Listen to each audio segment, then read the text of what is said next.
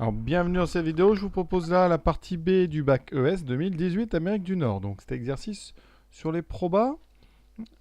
Trois parties indépendantes et on vous demandait d'exprimer les résultats au millième dans tout l'exercice. Donc là, cette partie B, c'est de la loi normale. Donc, on a trois questions. Ça me permettra de vous rappeler quelques trucs du cours importants. Donc, on étudie, comme dans la première partie, des LED, des rubans LED d'intérieur vendus chaque mois par le site. Donc, un site internet. Voilà. Et eh bien, le nombre suit ici la loi normale. Alors, on va noter ça tout de suite. C'est-à-dire que votre variable aléatoire ici, c'est grand X. Donc, c'est une variable aléatoire. Et elle suit, alors on va mettre une petite flèche. Donc, la loi normale, bon, je vais noter ça en français, normale de moyenne, donc 2500. Et d'écart type, ici, le symbole sigma, 400. Première question, donc, on vous demande la probabilité que le nombre de rubans donc vendus soit entre 2100 et 2900. Donc qu'est-ce qu'on vous demande? Avec x, il faut donc la probabilité que notre variable aléatoire x soit entre 2100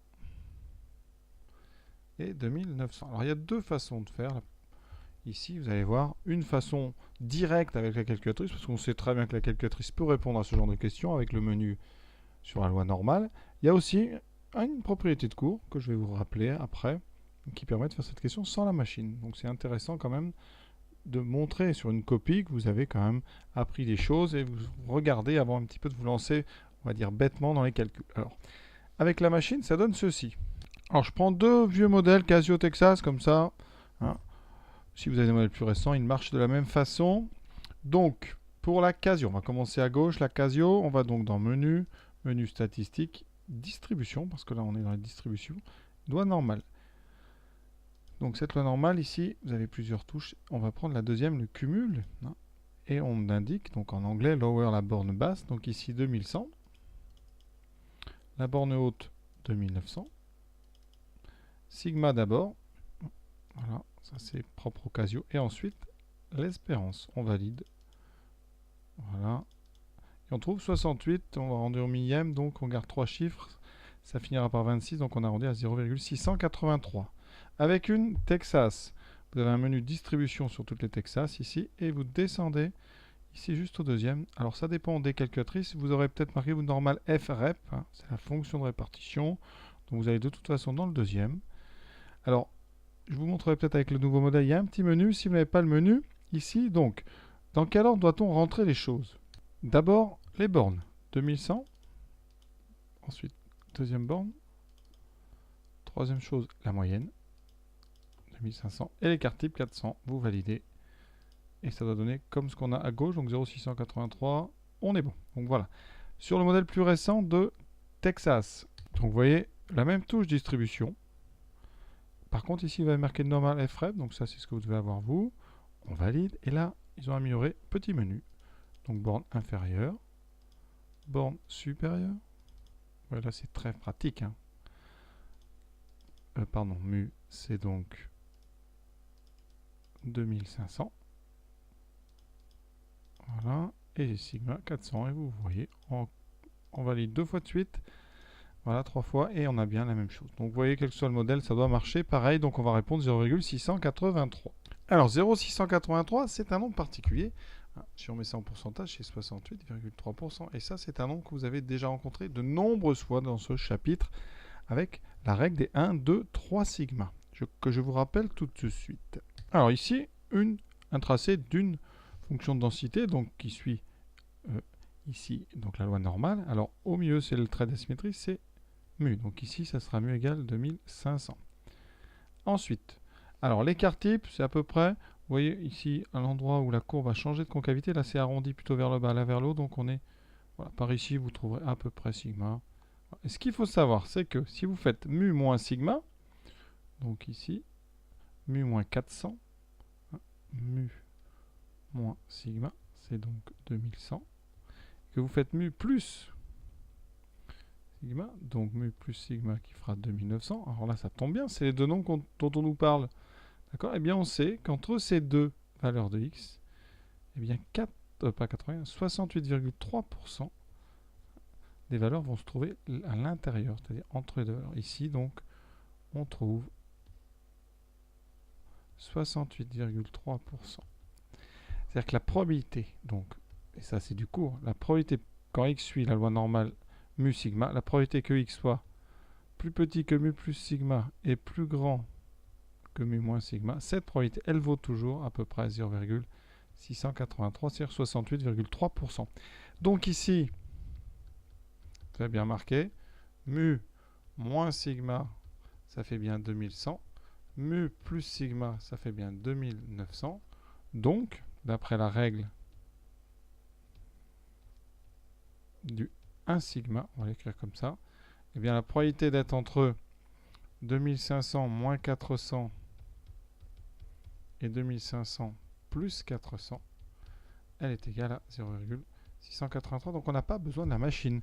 D'accord? Alors pour info, la règle des 2 sigma, qu'est-ce que c'est? Eh bien, on part de la même courbe ici. La moyenne, c'est 2500. Et on va rajouter cette fois-ci 2 sigma. Donc là, j'avais pris 4 carreaux. Donc je vais rajouter ici. Ça veut dire qu'ici, on a donc mu plus 2 sigma. Et ici, on a mu moins 2 sigma. C'est symétrique. Hein. Eh bien, cette fois-ci, hein, si je regarde la probabilité d'être entre ces deux valeurs, donc sur toute cette zone ici, voilà, oui. Hein, ça veut dire que l'aire de la courbe sous cette zone, la probabilité d'être entre les deux, cette fois-ci, elle est de 0,954, c'est-à-dire 95,4%. Ça, c'est la règle des 2 sigma. Et vous avez pareil, la règle des 3 sigma. Alors là, on est vraiment loin. Vous aurez 99,7% chance d'être. D'ailleurs, vous voyez, si on est à mu moins 3 sigma, à mu plus 3 sigma, on est ici. Vous voyez bien qu'en dehors, il ne reste pas grand-chose là sous la courbe. Hein. Ici, j'ai même pas, hein, c'est encore plus loin. Donc là, vous n'avez quasiment plus rien. D'ailleurs, à droite de mu plus 3 sigma, vous n'avez que 0,15%. C'est-à-dire 15 personnes hein, ici sur 10 000. Ce qui représente vraiment très peu, vous avez bien compris. Voilà pour donc la première question. Donc deux façons de la faire, à la machine ou avec le cours, pour bien montrer qu'on a compris un petit peu ce qui se passe. Deuxième question, trouver arrondi à l'entier la valeur de a telle que p de x inférieur ou égal à a, soit égal à 0,95. Alors, cette question, elle se fait uniquement à la machine, dans ce cas-là, en ES. Donc, eh bien, qu'est-ce qu'on peut dire? Dans deux machines, vous allez dans le menu Stat. Ici, ce n'est pas du tout la même utilisation, enfin la même touche, on va aller dans Normal, mais on va utiliser la touche inverse normale. Ici, Left, donc on cherche bien une zone qui est à gauche, d'accord, dont l'aire vaut 0,95. Voilà. Sigma et mu ont déjà été rentrés en première question. Voilà. Et vous trouvez égal, voilà, arrondi à l'entier, ça fait 3158. Avec une Texas ancien modèle, donc distribution, voilà, et vous allez dans inverse normale, la touche 3. Voilà. Inverse normale, alors là c'est pareil, il faut bien connaître l'ordre. Voilà. Et cet ordre, j'ai déjà tapé, vous voyez, c'est d'abord l'aire qui vous intéresse, donc la probabilité 0,95, 2500, donc la moyenne, et l'écart type. Ils vont trouver la même valeur. Avec l'autre modèle donc de Texas, eh bien c'est pareil, on va aller voir ça tout de suite.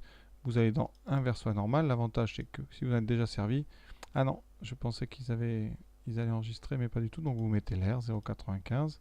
On a bien une aire à gauche. Voilà, mu, sigma, 400. Voilà, tout est fait. Hein, vraiment, c'est facile. Il n'y a pas de grosse difficulté. On a bien précisé gauche. On valide. Et on trouve 3158 aussi. Donc la réponse, voilà, hein, vous voyez, on peut se débarrasser de tout ça. Donc ici, alors vous mettez avec la touche inv normal, vous pouvez mettre ça, comme ça vous montrez quelle touche j'avais utilisée. On trouve A ici, donc, alors A à peu près égal à 3158. On est bien à l'unité près, donc c'est bon à l'entier près. Alors l'interprétation n'est pas la plus évidente que j'ai eu à traiter ici. Alors qu'est-ce qu'on sait? Qu'est-ce qu'on vient de calculer? On sait que, eh bien ici, on a probabilité que x soit inférieur ou égal à 3158, c'est 0,95. Donc, il y a 95% de chance que I grand X, c'est quoi? C'est le nombre de ventes. C'est que il y a 95% de chance que le site vende de 3158. Donc ici, objet, ruban.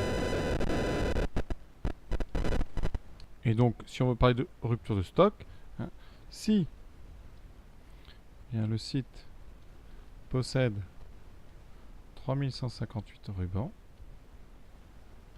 il y a donc 5% de chance qu'il y ait rupture de stock, 5% de chance qu'il y ait rupture. Voilà. Donc 95% de chance qu'il n'y ait pas rupture, puisqu'il y a 95% de chance pour que le site vende moins de 3158.